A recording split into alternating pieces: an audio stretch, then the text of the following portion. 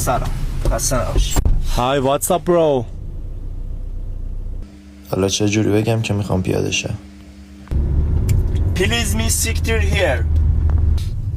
Me صدق الله العلی العظیم. Please stop me. Me go, you no go. Please delete me. The end. خارجی بلدی؟ Delete me from car. چت جی پی تی سوار ماشین شدم، راننده خارجیه، نمیتونم پیاده شم، چجوری بهش بگم؟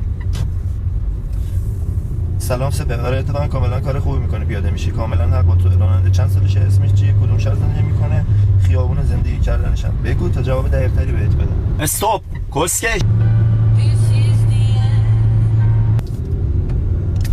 دیگه